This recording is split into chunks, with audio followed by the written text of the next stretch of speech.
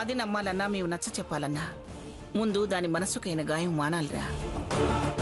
కాలం మార్చాలి. నువ్వు ఇలా మాటి మాటికి ఎదుటి పడితే దాని గాయాన్ని మరింత గుర్తు చేసినట్టే అవుతుంది. భగవంతుడి మీద ప్రమాణం చేసి చెప్తున్నా, నాకే పాపం తెలియదు గ్రాని.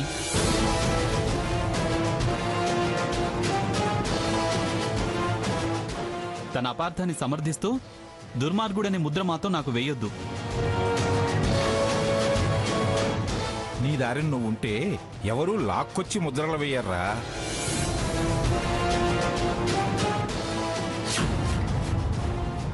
అసలు ఏం జరిగిందంటే ఎవరు చెప్పకుండా వాడు ప్రమాణం చేస్తున్నా ఎవరు నమ్మకుండా వాడే తప్పు చేసినట్టు అందరూ తలా ఒక మాట మాట్లాడతారే.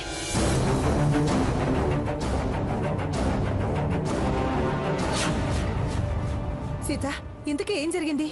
ఈ గొడవ ఏంటి? అసలేం జరిగిందంటే అత్తయ్య,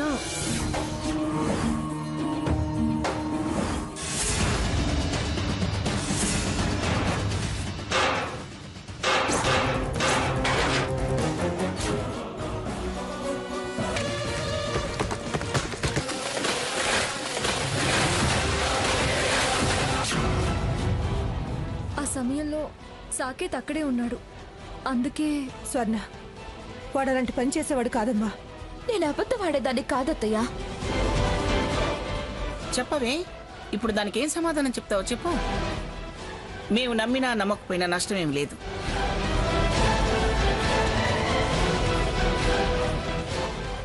నమ్మాల్సింది, నమ్మి వాడితో కాపురం చేయాల్సింది అది.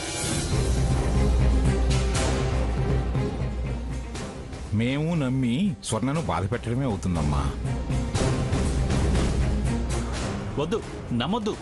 ఎవ్వరూ నన్ను నమ్మొద్దు, సమర్థించొద్దు, స్వర్ణకు నచ్చజెప్పనవద్దు. నా చావు నేను చేస్తాను. నేనే తప్పు చెయ్యలేదని నేనే నిరూపించుకుంటాను. స్వర్ణ నన్ను నమ్మటానికి ఏం చెయ్యాలో అదే చేస్తాను. స్వర్ణ, మళ్ళీ మళ్ళీ చెప్తున్నాను, ఆ పందిరి కూలటానికి నాకు ఎటువంటి సంబంధమూ లేదు. ఇవాళ కాకపోతే రేపైనా అది ఎవరు చేశారో, ఎందుకు చేశారో ఖచ్చితంగా బయటపడి తీరుతుంది. మంచిదిరా, అలాగే తెలవని. కానీ అందాక అది ఆవేశపడేలాగా నువ్వు ప్రవర్తించకు. వెళ్ళు, నువ్వు వెళ్ళు. సాకేత్, వదిలేరా. చివరికి నా మీద నాకే నమ్మకం లేకుండా పోతోంది. సీత, దాని టాబ్లెట్స్ అవి చూడు. వెళ్ళు, తీసుకెళ్ళు. స్వర్ణ, పద.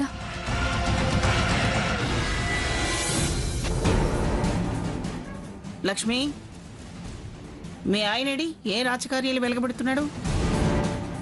ఆయన ఒక వారం పనుంది, పనులను చూసుకుని వస్తారన్నారు అత్తయ్య. సరే సరే, వెళ్ళు. నీ కొడుకు సంగతి చూడుపో. వెళ్ళు. దానికి గాలో దూలో సోకినట్టుంది. అలా కూడినట్టే కుడుతున్నారు, అంతలోనే చిచ్చు ఏర్పడుతుంది.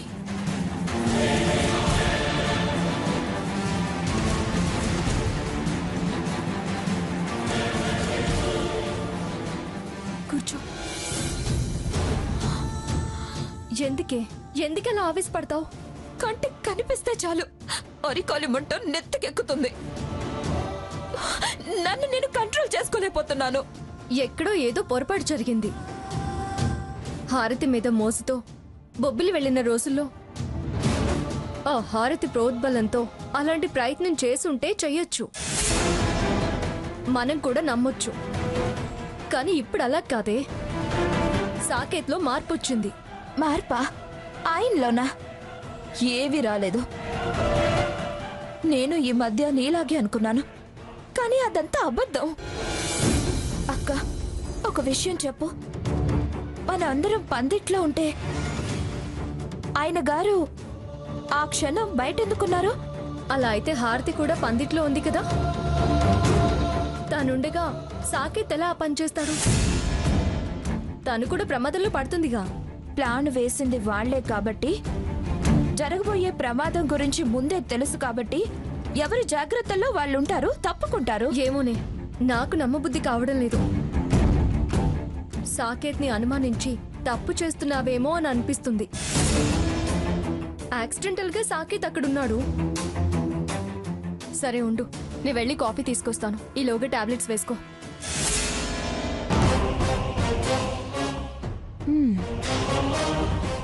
చెప్తానే సంగతి. సీత, ఇంకో జన్మెత్తాలి అన్నావు కానీ ఈ జన్మలోనే సినిమా చూపించినట్టు చూపిస్తున్నాను. చూసావా? మీలో మీరు తన్నుకుని చచ్చేలా చేస్తాను అన్నాను. నన్నే తన్ని తరిమేలా చేస్తాను అన్నాడు మీ మరిది. ఇప్పుడేం జరుగుతుంది? నేను చెప్పిందా, నువ్వు నీ మరిది అన్నదా? నచ్చ చెప్పుకుంటాము, సర్దుకుపోతాము అని ఏదేదో అన్నారు.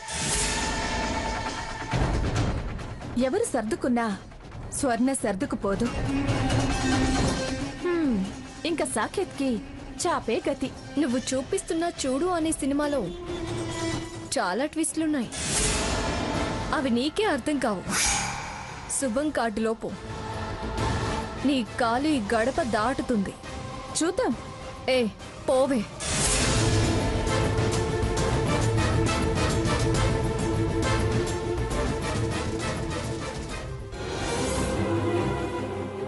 స్వర్ణ, తీసుకో, తాగు. టాబ్లెట్స్ వేసుకున్నావా? వేసుకున్నానక్క. సరే, కాఫీ తాగు. కాఫీ తాగి కాసేపు పడుకో. అలాగే అక్క.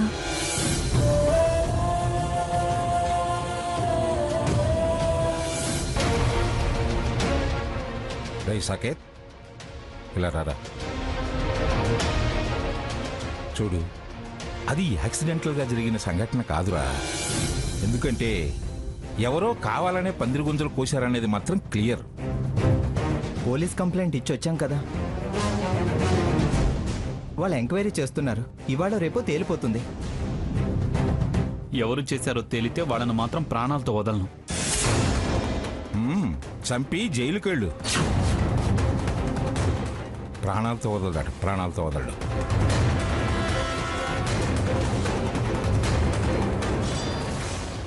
అసలు ఆ హారతిని ఇక్కడికి ఎందుకు తీసుకొచ్చారు మావయ్య? అప్పుడైతే అత్తయ్య గారు తీసుకొచ్చారు. సరే, మళ్ళీ మీరెందుకు తీసుకొచ్చారు? మీ అత్తయ్య మాట అబద్ధం కాకూడదనే తీసుకొచ్చానమ్మా. అది డబుల్ గేమ్ ఆడుతూ నన్ను బ్లేమ్ చేస్తోంది. ఇప్పుడు స్వర్ణకు నా మీద అసహ్యం కలిగి నన్ను చూస్తేనే ఆవేశపడేలా చేసింది. అన్నిటికీ ఆ హారతే కారణం.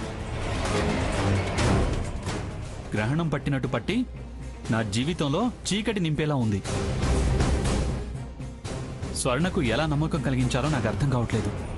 కాస్త ఓపిగ్గా ఉంటే అన్ని కాలంతో పాటే సర్దుకుపోతాయి. నువ్వు స్వర్ణ దగ్గరికి వెళుస్తున్నావా వదినా? అవును. ఎలా ఉంది? నీ మీద కోపం తప్ప అంతా బాగానే ఉంది. నాకు అదే టెన్షన్గా ఉంది. టెన్షన్ పడేందుకు సాకేత్, ఓర్పుగా ఉండాలి. తాతయ్య, ఎలా అయినా స్వర్ణకు నువ్వే నచ్చ చెప్పాలి. నచ్చ చెప్పటానికైనా టైం కావాలి, టైం రావాలిరా. తాతయ్య గారు చెప్పేది 100% కరెక్ట్. సాకేత్, నువ్వేం ఫీల్ అవ్వకు. సరిగ్గా పందిరి కూలే టైంలో నువ్వు పందిరి బయట ఉండడం, నువ్వున్న పక్కన పందిరి గుంజలే కూలడం దాని అనుమానానికి కారణమయ్యాయి. ఇప్పుడే దాన్ని ప్రశ్న వేసి ఆలోచనలో పడేసొచ్చాను. అది కాస్త ఆలోచించగలిగితే ఈ పొరుపచ్చాలు, అనుమానాలన్నీ తొలగిపోతాయి. ఏం ప్రశ్న వేసావమ్మా? అది ఎంతసేపు హారతి సాకేత్ ఒకటే అని అంటుంది తాతయ్య గారు. అందుకే ప్రమాదమని తెలిస్తే ఆ హారతి పందిట్లో ఎలా ఉంటుంది అని అడిగాను. నా ప్రశ్నకేదో అంది, కానీ ఆలోచనలో మాత్రం పడింది. మంచి డౌటే ఎక్స్ప్రెస్ చేసావమ్మా. ఏ డౌట్ ఎక్స్ప్రెస్ చేసినా, ఏ ప్రశ్న వేసినా స్వర్ణకు అసలు నా మీద అనుమానం రావటమే నా కర్మ. కర్మ కాదు, క్రియ కాదు, ఓపిక పట్టడం ఒక్కటే మంచి మార్గం రా. భగవంతుడా, ఈ సమస్యలన్నీ సద్దుమడిగేలా చూడు తండ్రి.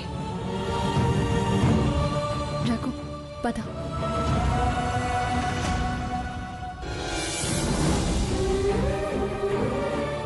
రే సాకేత్, ఊరకు అదే విధంగా ఫీల్ అవుకు. 2-3 రోజులు గడిస్తే అన్నీ సర్దుకుపోతాయిరా. పద, రెస్ట్ తీసుకుంది కానీ పద. రారా.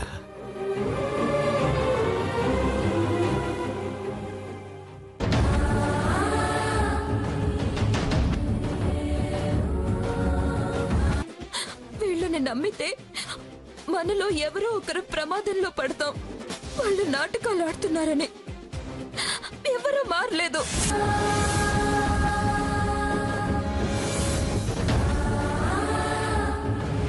అయ్యో తెలిసిపోయిందని దాన్ని కవర్ చేసుకోవడానికి విదిలించుకొస్తున్నా మందులించొస్తున్నా అని కబుర్లు చెప్పుకో. చూడు, ఇలా చాటుమాటు వ్యవహారాలు అక్కడ నడిపి నా మీద లేనిపోని ప్రేమ వలగబోయకు. నేను నిన్ను మనస్ఫూర్తిగా నమ్మేదాకా నన్ను వేధించుకో.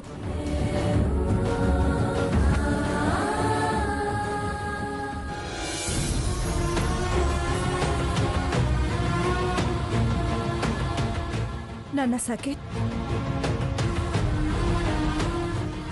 ఏంట్రా నువ్వు కన్నీళ్ళు పెట్టుకోవడం ఏంట్రా? ఏం చేయను, గుండె బరువెక్కిపోయింది. మనిషిగా మారి ప్రేమతో భార్యకి దగ్గర కావాలని నేను తపన పడుతుంటే ఎవరి పాపమో నన్ను దోషిగా నిలబెట్టింది. స్వర్ణ నన్ను అపార్థం చేసుకుని అసహించుకుంటోంది. నన్ను నమ్మను అని తెగేసి చెప్పింది. ఏం చేయను, ఎలా నమ్మించాలో అర్థం కాక నా బాధ చెప్పుకోవడానికి మనిషి కరువై నన్ను నేను సముదాయించుకోలేక ఉక్కిరి బిక్కిరి అవుతున్నానమ్మా. అందరూ అపార్థం చేసుకున్నారు. స్వర్ణకి దగ్గరవుదామనుకున్నా చీపో అంటోందమ్మా. నా మనవడు అంటూ అన్ని విషయాల్లో నాకు కొండంత అండగా ఉండే నా గ్రాని ముభావంగా ఉంటోంది. నా అనుకున్న గ్రాని అలా ఉంటే నేనెలా తట్టుకోగలనమ్మా? నా బాధ ఎవరితో చెప్పుకోనమ్మా? నా మీద నాకే అసహ్యం వేస్తోంది. నేను తప్పు చేయొచ్చు, కానీ అంత దుర్మార్గుని కానమ్మా. అదే నా బాధ. అందుకే ఇలా ఒంటరిగా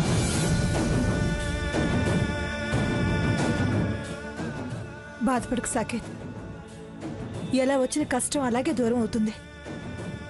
కమ్మిన మబ్బు ఎల్లకాలం ఉండదురా. నీకెవరూ లేకపోవడం ఏంట్రా? మేమంతా నీ వాళ్ళవే కదా. నువ్వంత తప్పుగా ప్రవర్తించినప్పుడే బావా బావా అంటూ నీకోసం అంత తాపత్రయపడి స్వర్ణ ఏదో ఆవేశంలో నిన్ను కాదంటుందిరా. అపార్థమని నువ్వే అంటున్నావుగా. తప్పకుండా తను మారుతుంది. నిన్ను నీ ప్రేమని అర్థం చేసుకుంటుంది. ఈ దూరం అసహ్యం శాశ్వతంగా ఉండవురా. పొద్దున్న సీత చెప్పింది కదా, స్వర్ణ ఆలోచనలో పడింది అని. ఆ ఆలోచనే తన మనసు మారుస్తుంది. ఇప్పుడున్న అభిప్రాయం మారేలా చేస్తుందిరా. ఏమో అమ్మా, నాకు స్వర్ణ మారి మళ్ళీ బావా అని ప్రేమగా పిలిచేదాకా మనశ్శాంతిగా ఉండదు. ఈ కలవరం తగ్గదు. భగవంతుడున్నాడురా. నీ పశ్చాత్తాపాన్ని ఆయన తప్పకుండా అర్థం చేసుకుంటాడు. నీకు న్యాయం చేస్తాడు. ప్రశాంతంగా కళ్ళు మూసుకుని పడుకో.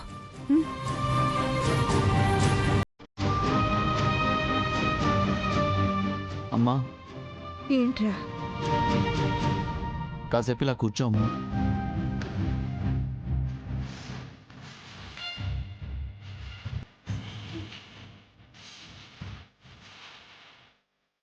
నీ ఒళ్ళో తల పెట్టుకుని పడుకుంటానమ్మా. నాకు తల భారంగా ఉంది. ఒంటరి వాణ్ణి అయిపోయానన్న బాధ చాలా రోజుల నుంచి నన్ను వేధిస్తోందమ్మా. రానన్నా, పడుకో.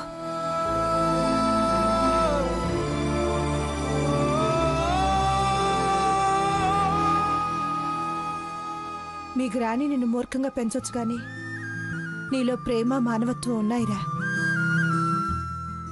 అవే నీకు మంచి చేస్తాయి. అమ్మా, రేపు నాకు తలంటుతావా? కాస్త ఈ బరువు తగ్గుతుందమ్మా.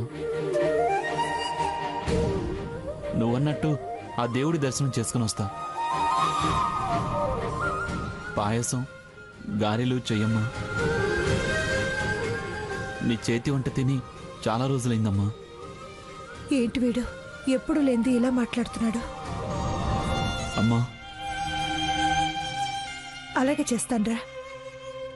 నా మనసు ఇప్పుడిప్పుడే చాలా తేలిక పడుతుందమ్మా.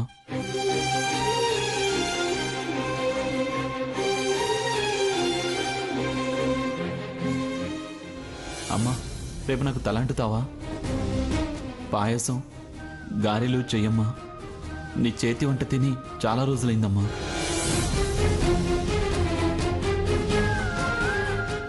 నాన్న సాకేత్, కళ్ళు మూసుకుని పడుకోరా. అలాగే.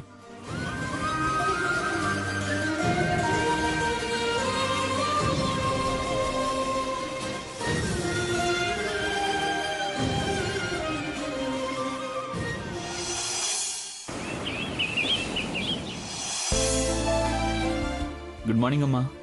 గుడ్ మార్నింగ్ రా. కాఫీ తాగావా? తాగానమ్మా. రాత్రి తలంటుతానన్నావుగమ్మా, అంటుతావమ్మా? అలాగే, కానీ క్యాస్ట్రాల్ అయిపోయింది. రోజు రాత్రిళ్ళు అరికాళ్లకు గ్రాని రాసుకుంటుందిగా, ఉందేమో చూసొస్తానుండు.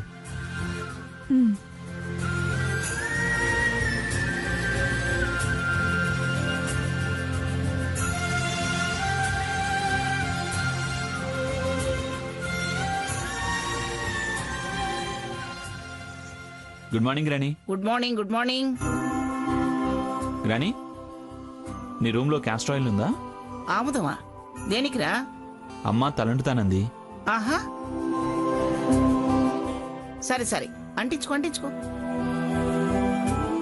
బుర్రలో ఉన్న పిచ్చి ఆలోచనని చచ్చిపోయేలా అంటించు. మనం త్వరగా స్నానం చెయ్యి, వెళ్ళు. ఇదిగో, అడుగు బొడుగు బూజేమైనా ఉంటే తుప్పు వదిలిపోతుంది. వెళ్ళరా, వెళ్ళు.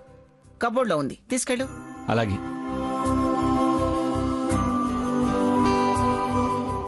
ఓకే గ్రాని, తీసుకున్నా.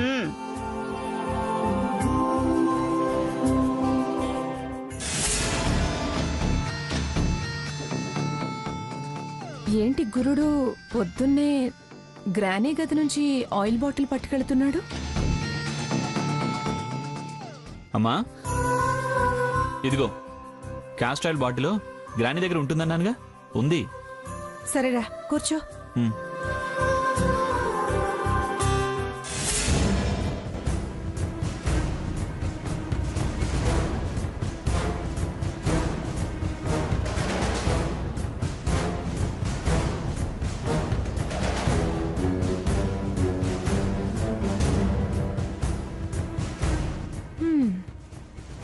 ఏంటి పొద్దున్నే తలంటి కార్యక్రమం పెట్టింది అత్తగారు? బాగా అంటండి అత్తయ్యగారు. స్వర్ణను మర్చిపోయేలా, నా జ్ఞాపకాలు గుర్తుండిపోయేలా బాగా మర్దన చేసి మైండ్ సెట్ చేయండి.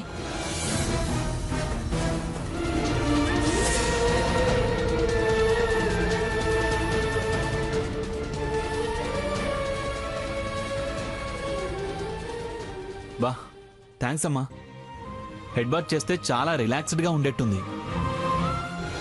రిలాక్సేషనా? నీకా? మళ్ళీ హెడేక్ వచ్చేలా చేస్తాను.